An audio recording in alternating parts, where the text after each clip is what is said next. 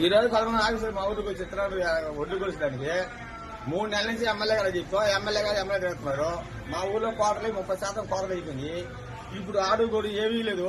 ఆరుబడి పట్టలు లేవు. వర్షం ఏం చేయాలా? 17,200 ఒడ్డు కొలిసి పోతున్నారు.